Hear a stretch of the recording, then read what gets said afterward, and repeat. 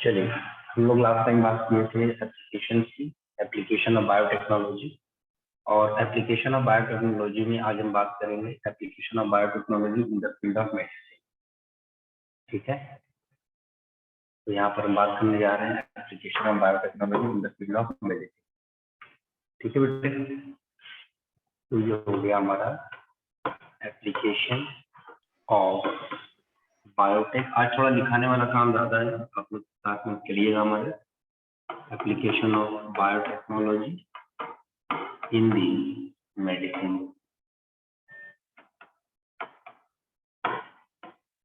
इन दी medicine, medicine के field में biotech का क्या एप्लीकेशन। तो सबसे पहले यहाँ पर मैं आपको बता दूं कि जेनेटिक इंजीनियर या इंसुलिन, समझे। सबसे पहला क्या है इसमें, जेनेटिक इंजीनियर्ड इंसुलिन। बेटा हम थोड़ा सा फंक्शन आपको बता दें कि इंसुलिन क्या है हमारा। हम जानते हैं कि हमारा इंसुलिन जो है ये आपका एक हाइपोग्लाइसेमिक हार्मोन है। कैसा है ये? हाइपोग्लाइसेमिक हार्मोन है हमारा इंसुलिन, पहली चीज। दूसरी चीज का मतलब ये हुआ कि ये ब्लड का बढ़ा हुआ ग्लूकोज लेवल जो है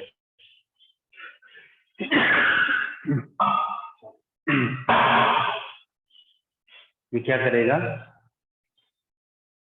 ब्लड के बढ़े हुए ग्लूकोज को ये क्या करेगा, कम करेगा, विड्रॉ करेगा। विड्रॉ करके आपके लिवर सेल्स को पहुंचा देगा, इसका यूटिलाइजेशन करवाएगा। ठीक। और हम ये भी जानते हैं कि ये हाइपोग्लाइसेमिक हार्मोन, तो अगर इस इंसुलिन की अगर कमी हो जाती है, डेफिशिएंसी हो जाती है, तो जो डिसीज होती है उस डिसीज को हम क्या बोलते हैं बेटा? उस डिसीज को हम बोलते हैं डायबिटीज मेलिटस। इस डिसीज को हम कहेंगे डायबिटीज मेलिटस। तो शुरुआत में जब इंसुलिन को ऑप्टेन करना था, तो इंसुलिन को ऑप्टेन करने का तरीका यही था कि जैसे हमने एक माइस लिया, माइस को क्रश किया, माइस को सैक्रिफाइस किया, सैक्रिफाइस करने के बाद हमने इसमें से क्या निकाला था बेटा? पैंक्रियास को आइसोलेट किया था। पैंक्रियास को आइसोलेट करने के बाद हमने इसके आइलेट्स ऑफ लैंगरहैंस निकाला था। ठीक है, आइलेट्स ऑफ लैंगरहैंस को निकाला और फिर वहां से बीटा सेल्स से हमने क्या निकाला था बेटा? इंसुलिन निकाला, जो कि बड़ा ही क्रूअल मेथड भी था और बड़ा ही कॉम्प्लिकेटेड मेथड था। तो जब हमारा बायोटेक्नोलॉजी आया, और स्पेशली हमारा कौन सा आया बेटा? RDNA technology, recombinant DNA technology. इस आरडीएनए टेक्नोलॉजी या रिकॉम्बिनेंट डीएनए टेक्नोलॉजी की मदद से हमने इंसुलिन को आर्टिफिशियली लैब में बनाना शुरू कर दिया, जो कि एक माइलस्टोन की तरह साबित हुआ। और हम जानते हैं कि इंसुलिन का जो प्राइमरी स्ट्रक्चर था वो किसने दिया था? बेंटिंग एंड वेस्ट ने दिया था। ये सारी चीजें हम लोग बहुत पहले भी पढ़ चुके हैं।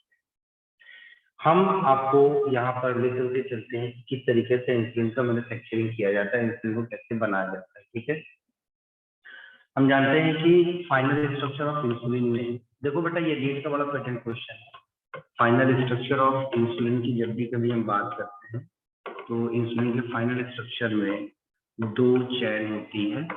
इसमें एक ए चैन होती है और एक बी चैन होती है।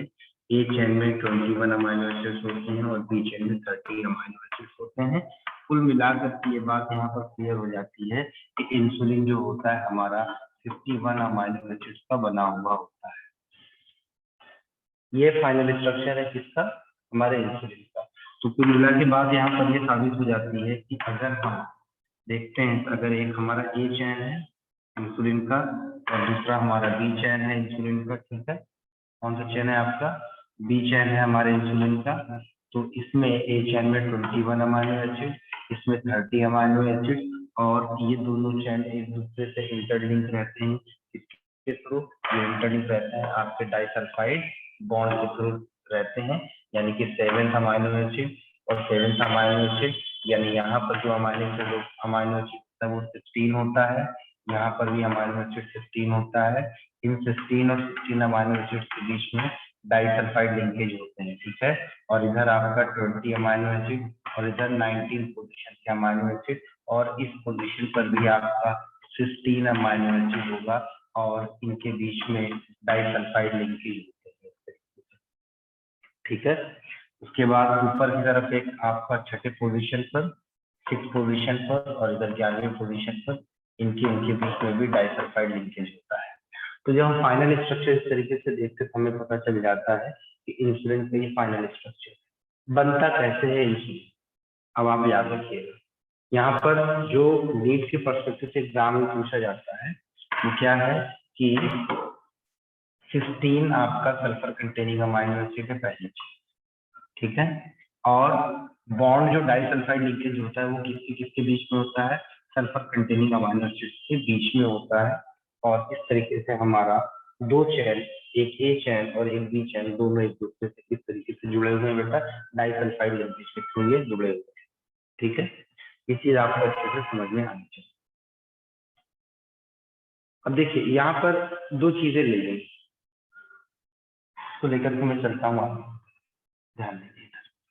क्या किया गया, सबसे पहले इसको लैब में बनाने का तरीका क्या था, और उस तरीके की तरफ ध्यान दीजिए। क्या किया हम लोगों ने किया ये कि एक ह्यूमन पैंक्रियाज सेल्स लिया, वहां से ह्यूमन इंसुलिन प्रोड्यूसिंग जीन को हमने ऑब्टेन किया। एक इम्पोर्टेंट पॉइंट है, ह्यूमन इंसुलिन प्रोड्यूसिंग जीन होता कहाँ है, आपका जो क्रोमोसोम नंबर 11 है, लिख लेना इसको, क्रोमोसोम नंबर 11 का जो शॉर्ट आर्म होता है, ठीक है, शॉर्ट आर्म होता है, उस पर इंसुलिन जीन पाई जाती है। इंसुलिन जीन कहाँ पर पाई जाती है बेटे, इंसुलिन जीन पाई जाती है क्रोमोसोम नंबर 11 के शॉर्ट आर्म पर। ठीक है, मतलब अगर ये आपका क्रोमोसोम है, ये पी आर्म है और ये क्यू आर्म है, पी आर्म शॉर्ट होता है, क्यू आर्म क्या होता है, बड़ा होता है। तो पी आर्म पर ही, यहाँ पर ही जो है ये क्रोमोसोम नंबर 11 है अगर मान लेते हैं, तो यहाँ पर जो जीन होगा वो जीन होगा हमारा इंसुलिन प्रोड्यूसिंग जीन। ठीक है, इंसुलिन को बनाने वाला जीन यहाँ पर मौजूद होगा। ठीक, इसको लिख लीजिए, इसको मैं आगे लेकर चलता हूँ थोड़ा सा, नेक्स्ट टॉपिक देखिए। इसके लिए यहाँ पर बताया गया कि पैंक्रियाज सेल से हमने इंसुलिन प्रोड्यूसिंग जीन को ऑब्टेन किया, ये इंसुलिन प्रोड्यूसिंग जीन है, और फिर हमने यहाँ से जो बैक्टीरियम था हमारा, इस बैक्टीरियम से हमने निकाला था प्लाज्मिड। इस बैक्टीरियम से क्या निकाला हमने बेटा, प्लाज्मिड। इस प्लाज्मिड को हमने किससे, रेस्ट्रिक्शन एंडोन्यूक्लियस एंजाइम की मदद से इस जीन के भी फ्रेगमेंट्स बनाए। इस प्लाज्मिड को भी हमने कट किया, कट करने के बाद हमने क्या किया कि इस जीन को इस प्लाज्मिड के साथ लाइगेट करवा दिया। क्या करवा दिया, लाइगेट करवा दिया, जोड़ दिया। तो क्या बन गया हमारा, रिकॉम्बिनेंट डीएनए बन गया। अब इस रिकॉम्बिनेंट डीएनए को हमने इसके अंदर, होस्ट के अंदर ट्रांसफर करवा दिया। जब होस्ट के अंदर ट्रांसफर करवाया तो होस्ट के अंदर जाने के बाद इसने अपनी मल्टीपल कॉपीज बनाई, और फर्मेंटेशन टाइम के अंदर हमने देखा इसकी बहुत ज्यादा ह्यूज अमाउंट में इसका क्या हुआ, कल्टीवेशन हुआ। और हमें क्या देखने को मिला, यहाँ पर ये देखो डॉट डॉट स्ट्रक्चर दिखाई पड़ा येलो येलो कलर का, ये क्या है, इंसुलिन है। और इंसुलिन क्योंकि क्या होता है हमारा बेटा, इंसुलिन एक टाइप का क्या है, प्रोटीन है हमारा। इंसुलिन क्या है हमारा, प्रोटीन। तो इस तरीके से हमने क्या किया, इस इंसुलिन को हमने डब्बे में इकट्ठा कर लिया, और डब्बे में इकट्ठा करने के बाद यानी कि हमने उसमें शीशे में इकट्ठा करके इंजेक्शन के फॉर्म में हमने इसको क्या किया, इकट्ठा कर लिया, और मार्केट में इसको बेचना हमने। ठीक है, इस तरीके से हमको ये पता चल गया कि इस तरीके से हमें इंसुलिन मिलता है। तो इसके सिंपल से प्रोसीजर्स को आप लिखना चाहें तो आप बहुत आसानी से लिख सकते हैं। ठीक है बेटा, जल्दी से इसको लिख लीजिए।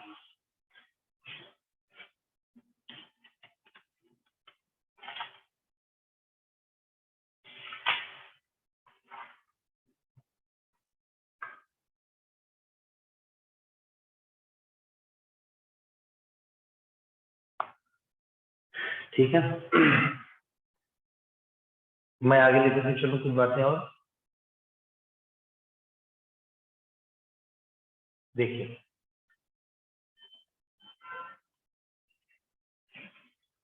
एक चीज और मैं आपको जो बता,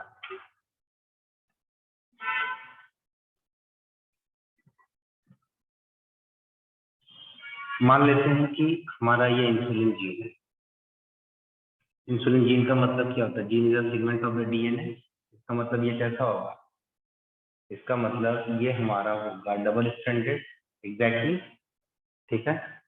तो ये है हमारा इंसुलिन जीन, बहुत ध्यान से समझना है इसको फिर से। यह है हमारा इंसुलिन जीन।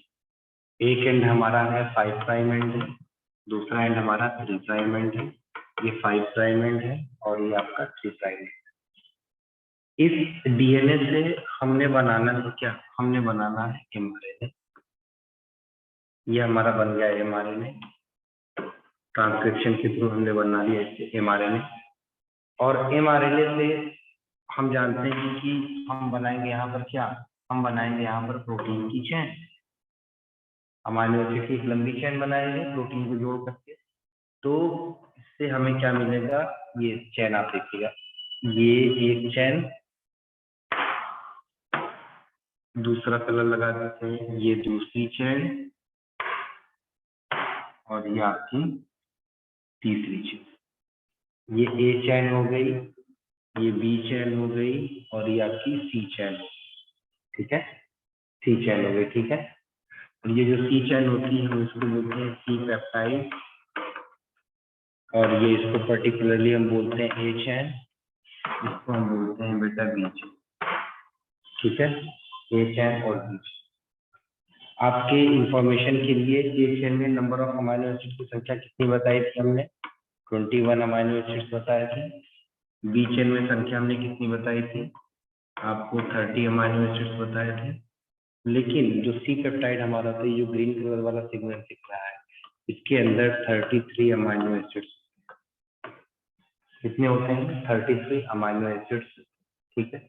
अब जो ये इनिशियल है ये इनएक्टिव है, इसीलिए इसको हम बोलते हैं प्रो इंसुलिन। इसको हम कहते हैं बेटा प्रो इंसुलिन, ठीक है। इसको हम बोलते हैं प्रो इंसुलिन। अब क्या होता है कि इसके अंदर फर्दर फॉर्मेशन ऑफ, इसके अंदर होता है formation of disulphide linkage, या इसी को हम बोलते हैं disulphide bond. Disulphide bond अगर इनके बीच में बनेगा तो होगा क्या? तो क्या होगा? आप थोड़ा सा देखिए इधर, ये आप देख रहे हो ऐसे, ये आपका है, ये आपका है ए चैन, ये आपका क्या होता है बेटा? ए चैन, ठीक है। और ये आपका है बी चैन, ये आपका क्या है बेटा? बी चैन है, ठीक है। और इस चैन को बांधे रखने वाला कौन है आपका? ये सी चैन।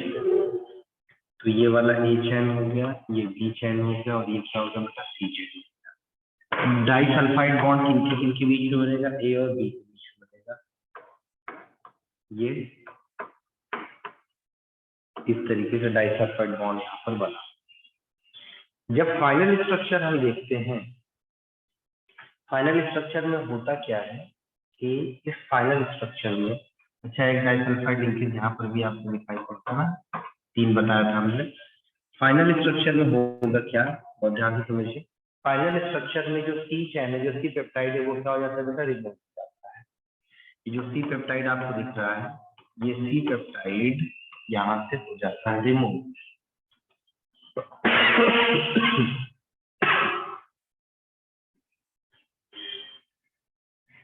तो यहाँ पर हम लिख लेते हैं removal of C peptide, removal of C peptide. यहाँ से हम सी पेप्टाइड को रिमूव कर देते हैं, ठीक है। और जब सी पेप्टाइड को रिमूव कर देते हैं तो हमें फाइनल स्ट्रक्चर मिल जाता है इस तरीके से, ए चैन और आपका बी चैन, 6 और सल्फर बॉन्ड आपको दिखाई देता है 6 और 11 के बीच में, ठीक है। और आप देखते हो यहाँ पर 7 और 7 के बीच में, और आप यहाँ पर देखते हो 19 और 20 के बीच में डाइसल्फाइड लिंकेज। और हर जगह पर 16 अमाइनो एसिड ही लगा होता है। यहाँ पर भी 16 होगा, यहाँ पर भी 16 होगा, यहाँ पर भी 16 होगा, यहाँ पर भी 16 होगा, और यहाँ पर भी 16 होगा, because we know very well 16 is sulphur containing amino acid, sulphur containing amino acid, sulphur containing amino acid, ठीक है। ये फाइनल स्ट्रक्चर हमें मिल जाता है। अब कुछ एडिशनल इंफॉर्मेशन आपको और जाननी होगी इसमें, एग्जाम से पूछ सकता है। नंबर 1 क्या था? Banting and Best, Banting and Best दो साइंटिस्ट थे, इन्होंने आइसोलेट किया था insulin, isolate insulin from dogs pancreas, कुत्ते के पैंक्रियाज से इन्होंने इसको ऑब्टेन किया था। नंबर 1 इंफॉर्मेशन, ठीक है। और दूसरे साइंटिस्ट थे जिसका नाम था फ्रेडरिक सैंगर, फ्रेडरिक सैंगर, इन्होंने दिया था structure, they gave the structure and sequence of amino acids of insulin, और for that we got the नाम। और आपको मालूम है कि इन्हीं को ह्यूमन जीनोम सीक्वेंसिंग के में भी नोबेल प्राइज मिला था, याद है ना? आपको मैंने पढ़ाया भी था अभी पिछले वाले चैप्टर में, ठीक है। अब हुआ क्या ये कि कौन कौन सी कंपनी थी जिन्होंने ये काम किया था? तो इंसुलिन का जो एनालॉग होता है उसको हम बोलते हैं ह्यूमोलॉग, ठीक है। और ह्यूमोलॉग जो था, जो आर्टिफिशियली उन्होंने बनाया था, अभी इसको इंसुलिन नहीं कहा था, इसको ह्यूमोलॉग कहा था। और इस ह्यूमोलॉग को प्यूरिफाई किया था, ह्यूमोलॉग को प्यूरिफाई किया था, प्यूरिफाइड बाय जो कंपनी थी, उस कंपनी का नाम क्या था? ऋतिक शुक्ला बताओ। इस कंपनी का नाम था एली ली। क्या नाम था? एली लिली, एली लिली, ये नाम, ठीक है। ये एग्जाम में पूछता है, ये एली लिली का नाम, ठीक है। और एली लिली के साथ एक और कंपनी लगी थी, इसका नाम था रैनबैक्सी, इस कंपनी का नाम था रैनबैक्सी। और ये रैनबैक्सी है, ये इंडियन फार्मा कंपनी है, ये इंडियन कंपनी है हमारी। This is the Indian pharma company, this is the Indian pharma company, ठीक। ये भी समझ में आता है। इसके बाद मेडिसिनल उसमें फील्ड में हम बात करते हैं मोनोक्लोनल एंटीबॉडी, ठीक है। लेकर के चले आगे, अगर हो गया हो तो ये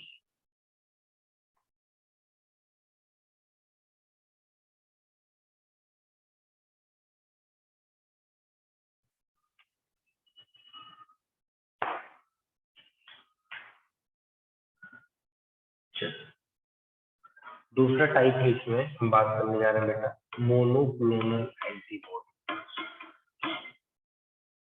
अब इस कहानी सुनिए, जब भी कोई पैथोजन हमारे ऊपर अटैक करता है तो हम उसका एंटीजन कहते हैं, ठीक है। उस एंटीजन के रिस्पॉन्स में हमारा जो इम्यून सिस्टम है एंटीबॉडी बनाना शुरू करता है।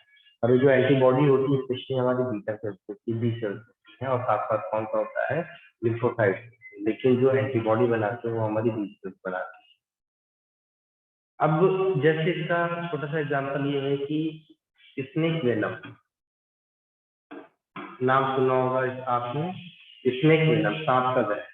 एक्चुअल में सांप का जहर जो होता है वो कैसा होता है बेटा? प्रोटीनेशियस होता है, हमने आपसे कहा भी है कि अगर हम सांप के जहर को ओरली अगर पी जाए तो हम मरेंगे नहीं, क्योंकि ये कैसा है, ये प्रोटीन।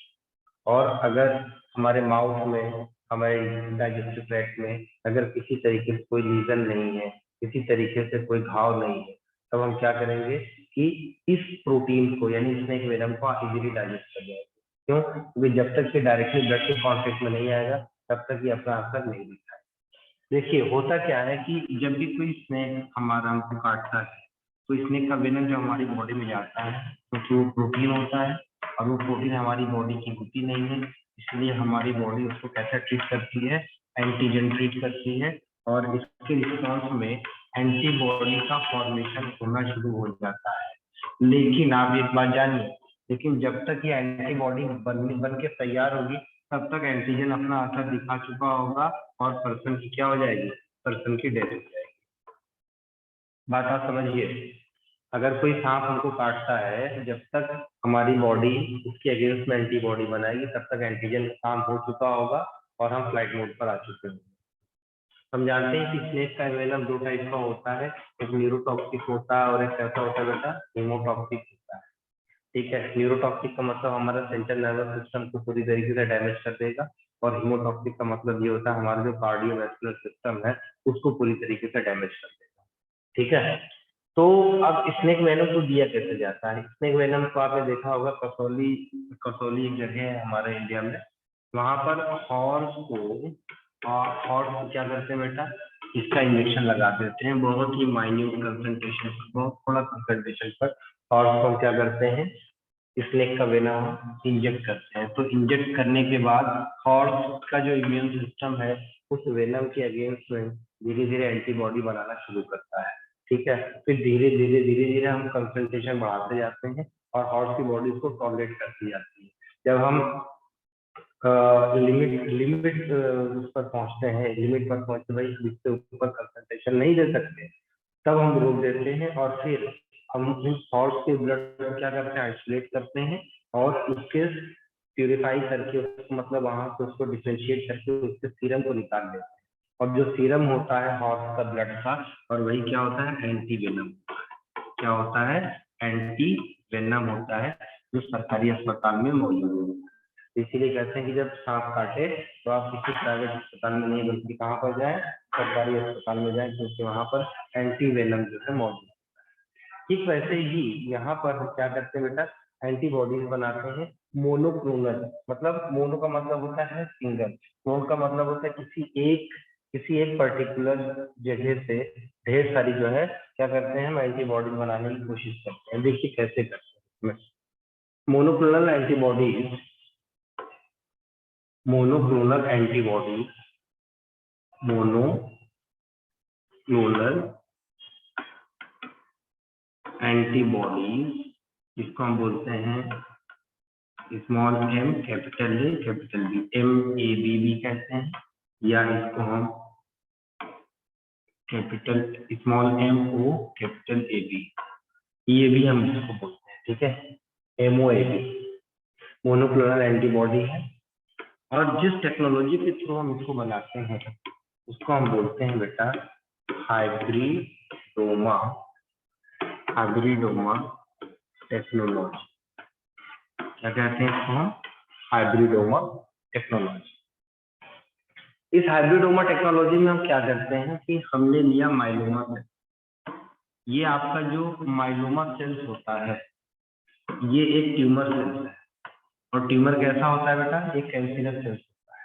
और कैंसरस सेल्स की प्रॉपर्टी क्या होती है, इसके अंदर अनकंट्रोल्ड माइटोटिक डिवीजन होता है। एक एक चीज की तरफ ध्यान दीजिए, माइलोमा सेल्स क्या होता है, अनकंट्रोल्ड माइटोटिक डिवीजन होता है।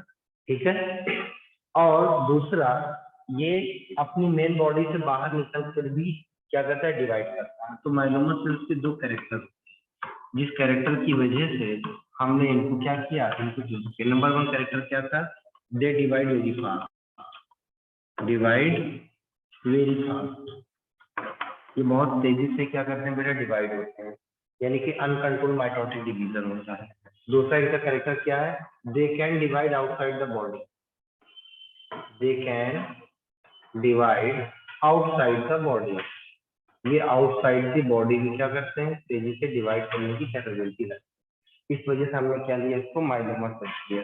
अब ये जो माइलोमा सेल्स होता है हमारा, ये कहाँ से ऑप्टेन करते हैं, from the bone marrow tumour, ठीक है, from the bone marrow tumour, obtain from bone marrow tumour, from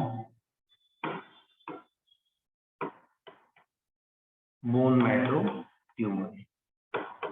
bone marrow tumour से हमने माइलोमा सेल्स को क्या किया बेटा, ऑप्टेन। एक एक चीज को समझिएगा, ठीक है। उसके बाद हमने लिया यहाँ पर एक लिम्फोसाइट, क्या लिया हमने, लिम्फोसाइट, ठीक।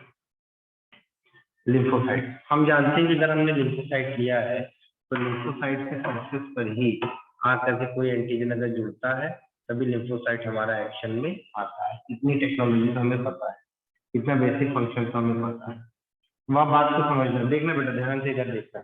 ये एक जनरल इंफॉर्मेशन हम जानते हैं, अगर लिम्फोसाइट्स को अगर किसी एंटीजन के साथ अगर मिलाएंगे तो हमारा लिम्फोसाइट तुरंत एक्टिवेट हो जाता है और एंटीबॉडी बनना शुरू हो जाती है। तो क्या करेंगे हम, यहाँ पर लिम्फोसाइट लिया, इस माइलोमा सेल्स को लिया, दोनों को आपस में फ्यूज करवा दिया, दोनों को आपस में क्या किया हमने, मिला दिया। तो यहाँ पर जो हमें स्ट्रक्चर देखने को मिलेगा, that structure is known as the hybridoma. क्या कहेंगे इसको हम बोलेंगे हाइब्रिडोमा। इसको हमने कहा हाइब्रिडोमा। अब ये जो हाइब्रिडोमा है, और ये जो हाइब्रिडोमा है, इस हाइब्रिडोमा के अंदर माइटोटिक डिवीजन होगा, इसके अंदर माइटोटिक डिवीजन होगा। जब माइटोटिक डिवीजन होगा बच्चे, तो इसका ढेर सारी कॉपीज इसकी बननी शुरू हो जाएंगी, और ये ढेर सारी जो कॉपीज होंगी किसकी क्लोन होंगी, इस हाइब्रिडोमा सेल्स की क्या होंगी, पूरी तरीके से क्लोन होंगी ये। तो ये क्या हो गई, ये क्लोन हो गई। अब किसकी क्लोन है, सिंगल हाइब्रिडोमा की है, सिंगल का मतलब मोनो, तो ये क्या हो गया, मोनोक्लोन हो गया। ये क्या हो गया, मोनोक्लोन हो गया। अब क्योंकि ये क्या है, ये एंटीबॉडी है, इसलिए ये क्या हो गया, मोनोक्लोन एंटीबॉडी, मोनोक्लोन एंटीबॉडी, ठीक है।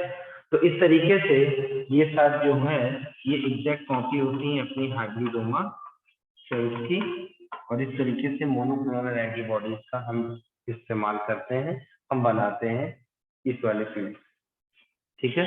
चलो इसको जल्दी से लिख लो आप।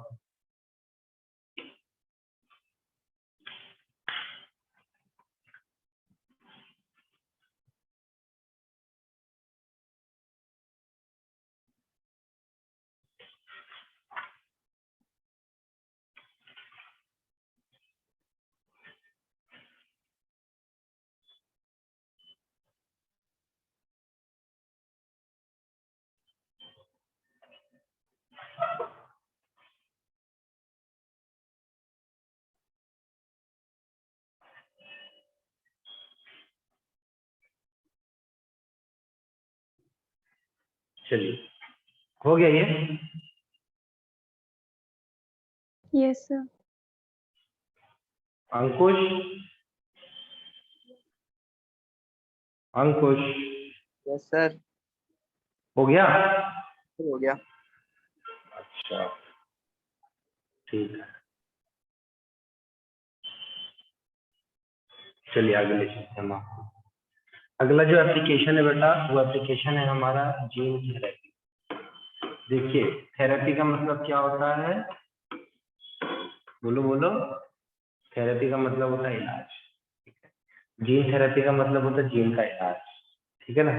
तो यहाँ पर जो फॉल्टी जीन होता है, फॉल्टी जीन का मतलब जो जीन ठीक नहीं होती है, उस फॉल्टी जीन को हम यहाँ पर करेक्ट, यानी कि यहाँ पर फॉल्टी जीन का होता है करेक्शन। बड़ी सिंपल सी बात है। तो जीन थेरेपी जो है, इसको हम कह सकते हैं कि this technique is use for the treatment of genetical disorder, ठीक है, जेनेटिकल डिसऑर्डर। लिख लीजिए इसमें, मैं बोल रहा हूँ लिख लीजिए, it is the collection of all those methods It is the collection of all those methods. It is collection of all those methods which are involved in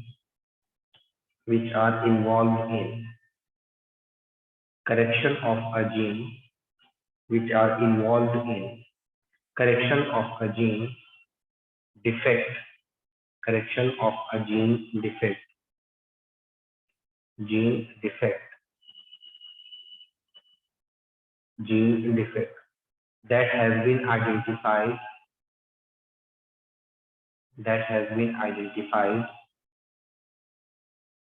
in an embryo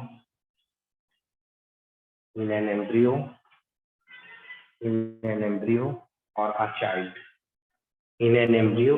child, ठीक है।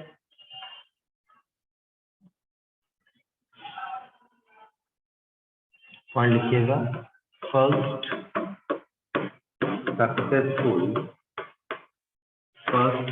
Successful gene therapy was done in first successful gene therapy was done in the year of 1990, सन 1990 in a 4-year girl,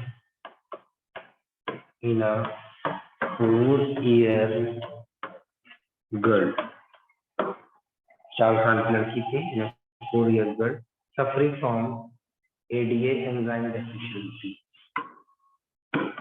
suffering from ADA enzyme deficiency,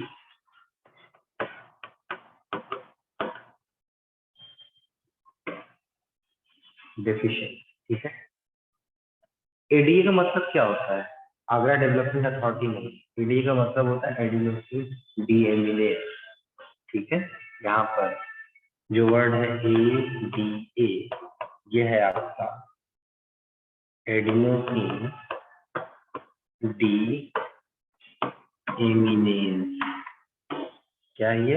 adenosine deaminase enzyme, ठीक है। And it is required for the formation of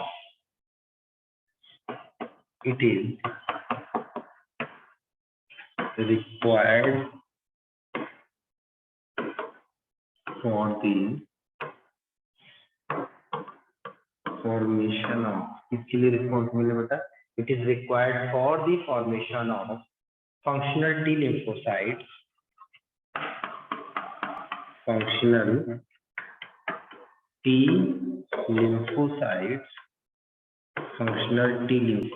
it is required for the formation of functional T lymphocytes from the bone marrow cells,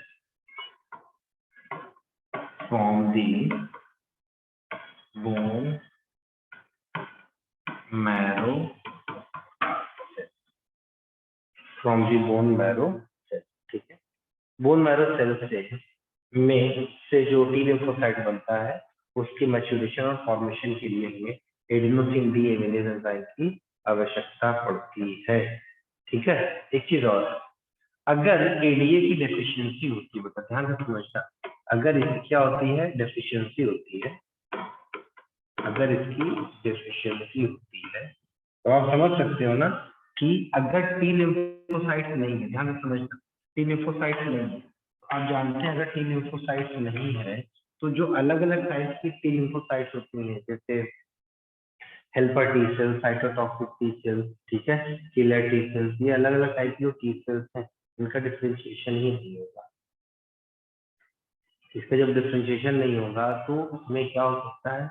कुछ ऐसी खतरनाक और घातक बीमारी हो सकती है जिसमें हमारा इम्यून सिस्टम डायरेक्टली इन्वॉल्व होता है। जैसे एक डिसीज आती है स्किड, SCID स्किड, उसको हम बोलते हैं severe combined immuno deficiency disorder skid. तो अगर एडीए की डेफिशिएंसी होती है तो जो सबसे सीवियर डिसीज होती है, वो सबसे सीवियर डिसीज कौन सी होती है? हमारी रिजल्ट नहीं, results in SCID, SCID, SCID. SCID stand for the severe combined, क्या होता है, तो बोलते हैं severe combined immunodeficiency disease, ठीक है, ये इसके नाम की डिसीज बेटा।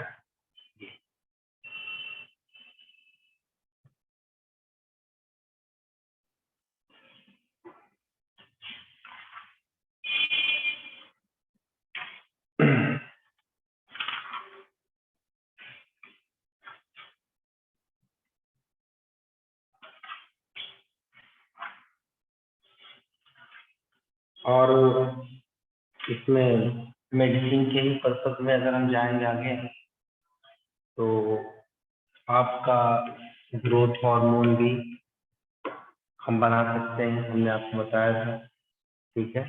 हमने आपको बताया था कि आरडीएनए टेक्नोलॉजी की मदद से हम क्या बना सकते हैं, टीपीए बना सकते हैं। टीपीए क्या होता है बेटा, टिश्यू प्लाज्मिनोजन एक्टिवेटर। ये क्या होता है, टिश्यू प्लाज्मिनोजन एक्टिवेटर क्या होता है मालूम है, ये टिश्यू प्लाज्मिनोजन एक्टिवेटर आपका, टिश्यू प्लाज्मिनोजन एक्टिवेटर आपका एक तरीके से क्लॉटिंग फैक्टर है, ठीक है। क्लॉटिंग फैक्टर ब्लड क्लॉट में हमारी मदद करता है। हीमोफीलिया वाले पेशेंट के अंदर इसकी कमी हो जाती है टीपीए की, ठीक है। और क्या हम बना सकते हैं, स्ट्रेप्टोकाइनेज नाम सुना होगा, स्ट्रेप्टोकाइनेज, ये ब्लड के क्लॉट को अगर थ्रोम्बस वगैरह बन जाता है उसको ये रिमूव करवा देता है हमारे इनसाइड द ब्लड वेसल से।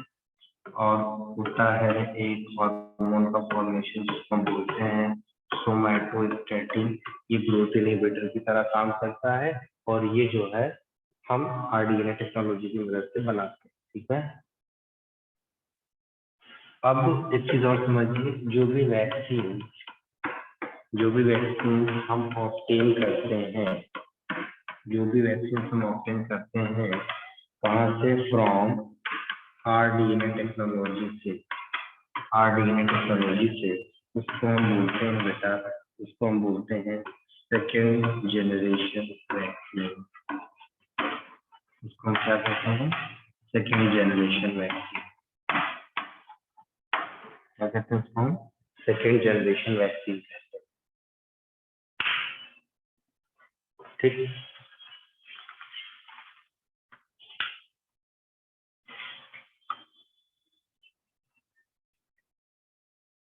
अब इसी में इसका एप्लीकेशन में एक चीज और हम देख सकते हैं, वो क्या है, वो है आपका मॉलिक्यूलर डायग्नोसिस। क्या है, मॉलिक्यूलर डायग्नोसिस। ध्यान दे देखो इधर, इसमें हम क्या देख सकते हैं बेटा, मॉलिक्यूलर डायग्नोसिस। मॉलिक्यूलर डायग्नोसिस में हम पीसीआर देखें, पॉलीमरेज चेन रिएक्शन, और एक क्या होता है बेटा आपका एलाइजा। एलाइजा के बारे में हम डिटेल पढ़ाएंगे कहाँ पर, अगले वाले चैप्टर में, जो है आपका ह्यूमन इंजन डिसीज। ये ELISA stand for the enzyme linked immunosorbent acid, यह है आपका एलाइजा।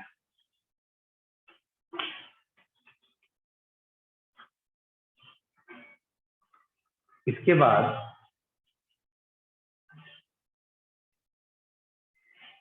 देखो बेटे, आपका आता है ट्रांसजेनिक एनिमल।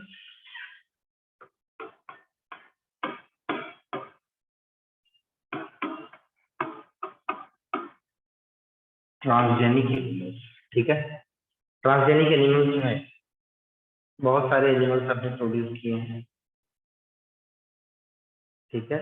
और जैसे ट्रांसजेनिक एनिमल्स में हमने चूहा बनाया है, सबसे ज्यादा काम हमने चूहों पर ही किया है क्योंकि आसानी से अवेलेबल होते हैं, जल्दी से बड़े हो जाते हैं। तो 95% ट्रांसजेनिक एनिमल जो हमने बनाए हैं चूहों को ही बनाया, क्योंकि ये छोटी साइज के होते हैं, ये जल्दी से बड़े हो जाते हैं, इनका जो है जेस्टेशन पीरियड भी छोटा होता है, ठीक है, और इसको हैंडल करना भी बड़ा आसान होता है, ठीक है। चूहों के बाद हमने काम किया था शीप, डॉली के बारे में आपको पता होगा, हमने बकरियां बनाई, हमने काऊ बनाए, ठीक है, और हमने ये भी बनाया एक्सेट्रा, ये सब सारी चीजें हमने बनाई, ठीक है।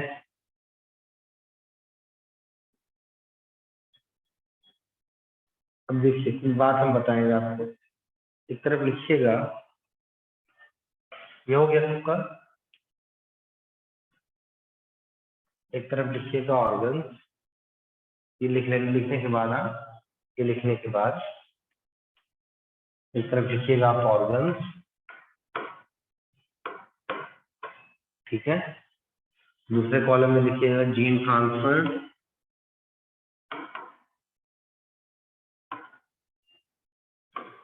तीसरी कॉलम में लिखिएगा इसका यूजेस, इसका इस्तेमाल हमने क्या किया था, ठीक है, इसका यूजेस,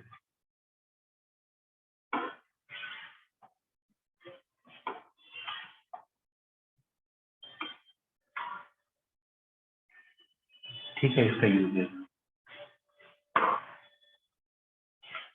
अब देखिए 3 कॉलम हमने बना लिया, तो नंबर 1 ऑर्गन कौन सा है, ट्रांसजेनिक शीट, ट्रांसजेनिक शीट। जब कभी हम ट्रांसजेनिक शीट की बात करते हैं तो इसमें कौन सा जीन ट्रांसफर किया था, human blood clotting factor, human blood clotting factor, कौन सा, factor number 7, factor number 7 and factor number 9 के जीन को हमने ट्रांसफर किया था।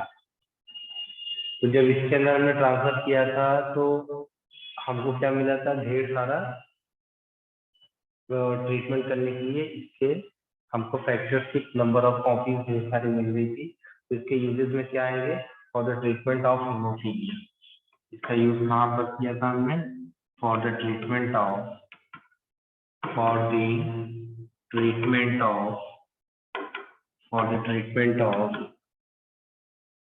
Haemophilia, for the treatment of haemophilia, ये पहला, ठीक है। दूसरा ट्रांसजेनिक शीट ही लेते हैं, दूसरे में भी आपका क्या है, ट्रांसजेनिक शीट है, और इसके अंदर हमने क्या ट्रांसफर किया, ह्यूमन अल्फा ट्रिप्सिन जीन, नाम तो सुना होगा इसके बारे में, human alpha trypsin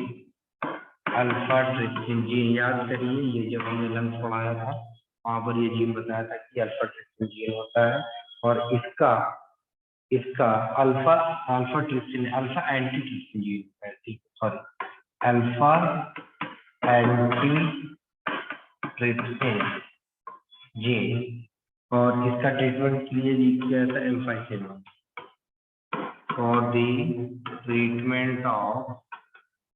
for the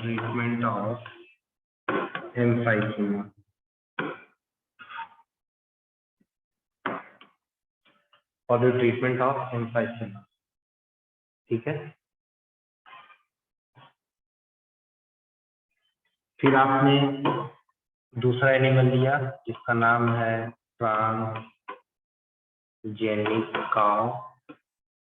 transgenic cow में हमने कौन सा जीन ट्रांसफर किया, ह्यूमन लैक्टोफेरिन जीन, ठीक है, ह्यूमन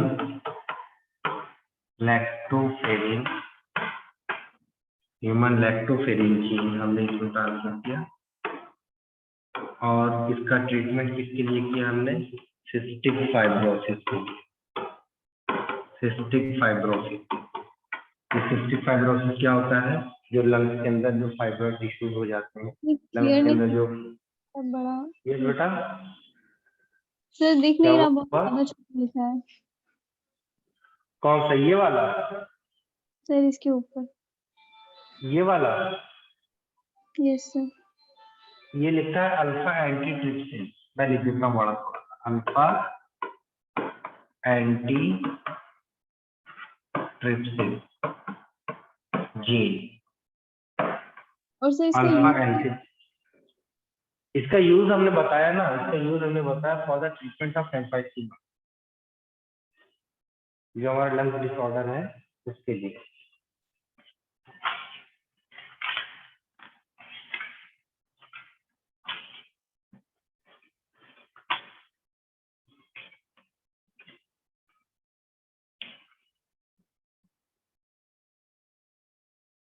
ठीक है,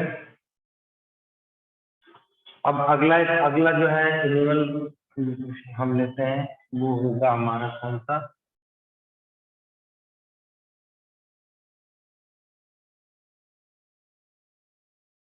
देखिए अगला है आपका ट्रांसजेनिक गोट।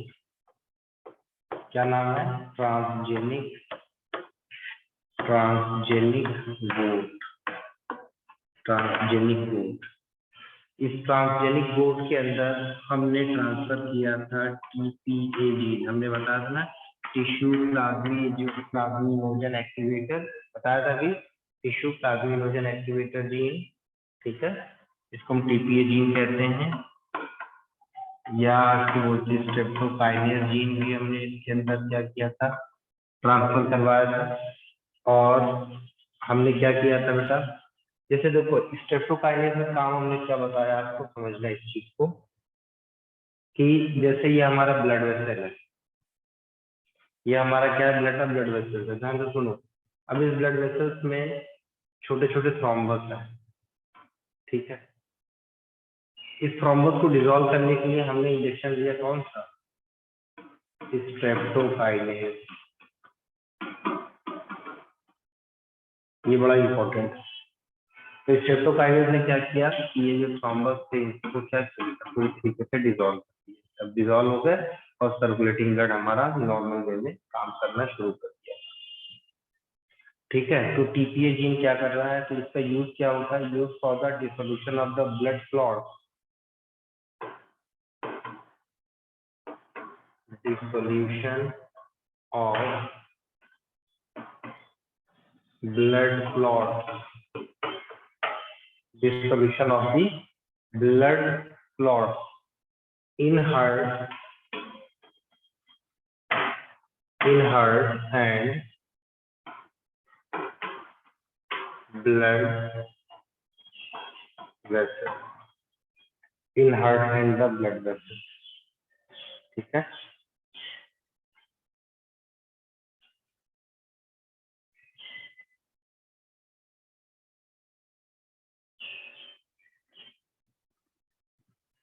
अब इन्हीं में कुछ है आपके, जैसे ट्रांसजेनिक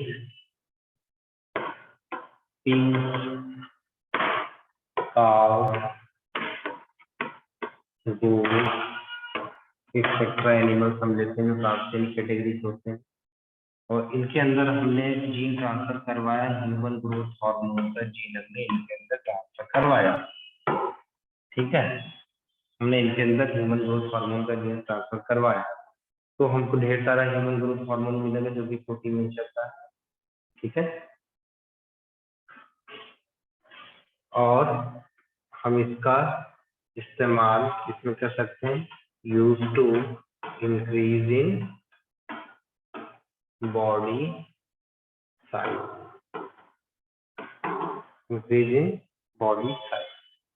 ठीक है, और कुछ इसका इस्तेमाल हम लोग जेनेटिकली मॉडिफाइड फूड में भी करते हैं। ठीक है बेटा, तो ये इतना सा काम आपका हो गया। आई होप इसमें कोई चीज बची नहीं है शायद। हाँ, एक चीज और है इसमें कि ट्रांसजेनिक माइक्रोब्स के बारे में देख लीजिए, इसका ट्रांसजेनिक माइक्रोब्स। सर एक सेकंड। उसके बाद ये चैप्टर आपका फिनिश होता है, ट्रांसजेनिक माइक्रोब्स। इसमें सिर्फ एक यूनिट और बचा है बस आपका, और मतलब वो आपका है ना, क्या नाम है, इकोलॉजी एनवायरनमेंट और human health and disease. 12th आपका फिनिश हो गया है। 12th वाली बुक आपकी खत्म हो जाएगी इस महीने में कोशिश करके। फिर मई में आपका जो है जो बचा हुआ है 11th का वो, और फिर उसमें हम क्या करेंगे पता है, 3 दिन रिवीजन क्लास रखेंगे, 3 दिन आपकी मतलब रेगुलर क्लास रखेंगे, 3 दिन का। अब रिवीजन कैसे करेंगे? कोई चीज को अब बेटे रिवीजन कैसे देखो, करेंगे? रिवीजन मैं बता रहा हूँ कैसे करूँगा, देखिएगा ध्यान दो हमारी। जैसे हमारी क्लास होती है Monday, Tuesday, Wednesday, Thursday, Saturday, है ना। मंडे, ट्यूसडे, वेडनेसडे, थर्सडे और सैटरडे, ये 5 दिन हमारी क्लास है। तो आपकी मंडे, ट्यूसडे आपकी ये 2 क्लासेस आपकी रिवीजन क्लास प्लस इसी में आपका जो है मतलब ओरल आपसे जो है टेस्ट किया जाएगा एमसीक्यू के बेसिस, ठीक है। करेंट चीजें हम तैयार करेंगे, ठीक है।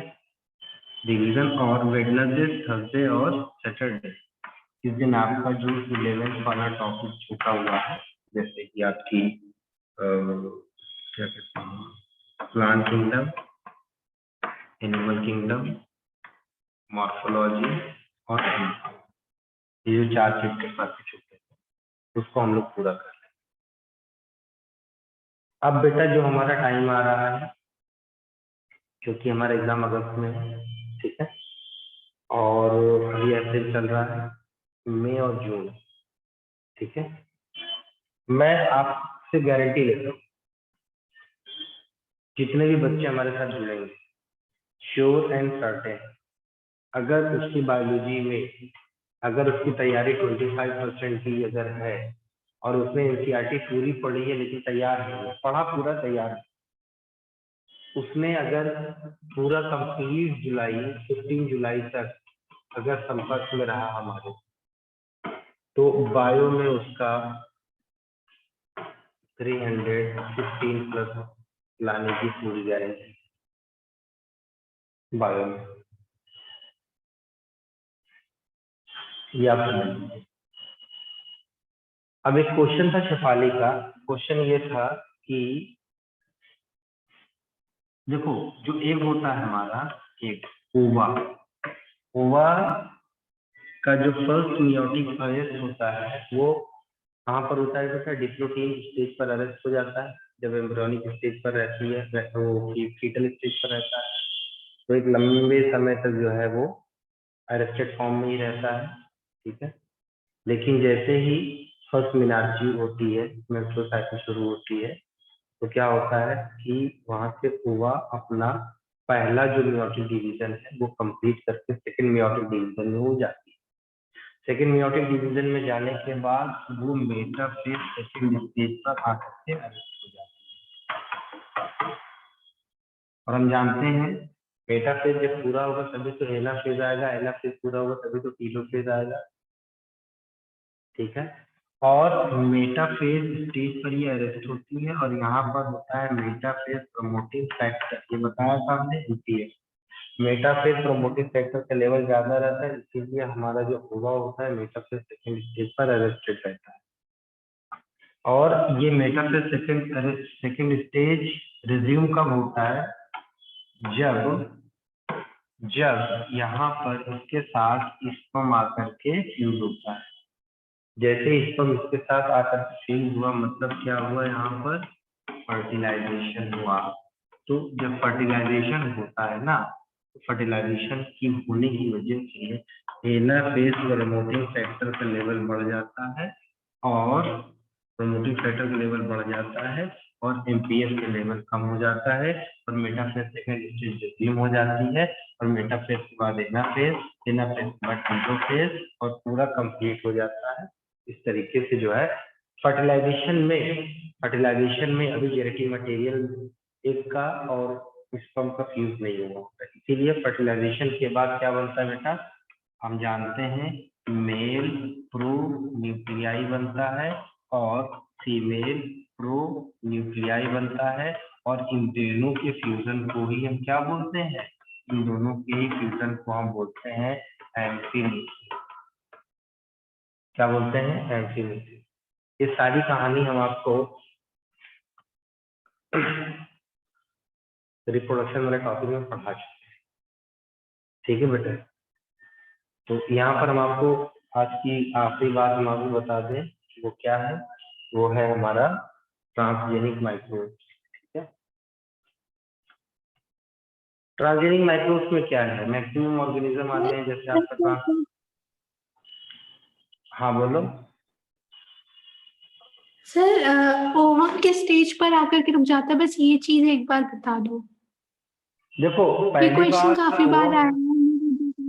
हाँ सुनो सुनो सुनो, पहली बार जब आप फीटल स्टेज पर थे, जब आप फीटल स्टेज पर थे तो ओवम जो है वो फेज फर्स्ट के डिप्लोटिंग स्टेज पर आकर के रुका, डिप्लोटिंग स्टेज पर आकर के अरेस्ट हुआ, प्रोफेज फर्स्ट के डिप्लोटिंग स्टेज पर। ठीक है, और प्रोफेज फर्स्ट का मतलब क्या हुआ, ये मियोसिस फर्स्ट ही तो है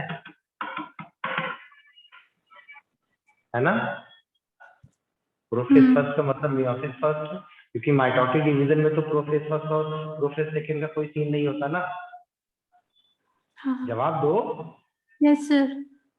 ठीक है, तो ये फीटल, ये पहली बात, ये ओवा का पहला अरेस्ट होता है। दूसरा अरेस्ट क्या कब होता है, सेकंड वाला कब होता है, हमने क्या बताया कि मेटाफेज सेकंड पर, क्योंकि मेटाफेज सेकंड में तो कोई सब डिवीजन नहीं होता, तो मेटाफेज सेकंड में सेकंड डिवीजन वो सेकंड अरेस्ट होता है। ये वाला बहुत लंबा होता है, करीब लगभग 13 से 14 साल, आप कह सकते हैं 12 से 13 साल तक हो सकता है, क्योंकि जब पहली बार मेंस्ट्रुअल साइकिल शुरू होती है तब ये स्टेज क्या हो जाती है, रेडियम हो जाती है। ठीक है, तो जो अभी हम आपको ट्रांसजेनिक माइक्रोब्स के बारे में बता रहे थे, ट्रांसजेनिक माइक्रोब्स में आपका इकोलाई ही होता है, उसी को ट्रांसजेनिक माइक्रोब्स कहते हैं। इसके हम अलग अलग टाइप के जितने भी हमने चीजें ऑब्टेन की, चाहे वो ग्रोथ हार्मोन हो, चाहे वो आपका कोरियोनिक गोनाडोट्रोपिन हार्मोन हो, ये सारे हार्मोन जो है हम उसी एस्चेरिचिया कोलाई के कॉम्बिनेशन से आरडीएनए टेक्नोलॉजी की मदद से बनाते हैं। ठीक है, तो बेटा ये सारी कहानी हो गई। इसमें एक चीज थोड़ी सी छूट रही थी, उसको हमने पिछली क्लास में थोड़ा सा रिवील किया था कि आरएनए इंटरफेरेंस की मदद से जो प्लांट पैरासिटिक निमेटोड होता है मिलेडोबाइन वाला, उसमें हमने आपको बताया था। तो अगली क्लास आपकी जो होगी वो होगी आपकी ह्यूमन हेल्थ एंड डिसीज पर होगी ये क्लास, और उसमें हम आपको आरएनए इंटरफेरेंस भी थोड़ा सा पढ़ा देंगे। ठीक है, आरएनए इंटरफेरेंस भी 5 मिनट बताना पड़ेगा। ठीक है, तो ये चैप्टर आपका फिनिश होता है, और आपके एग्जाम में हमने इवोल्यूशन वगैरह नहीं दिया है, कम कर दिया, 2 ही 3 टॉपिक से क्वेश्चन दे दिए हैं। तो आपका मॉलिक्यूलर बायोलॉजी दे दिया है और प्लांट फिजियोलॉजी का ही कुछ टॉपिक हमने दिया है।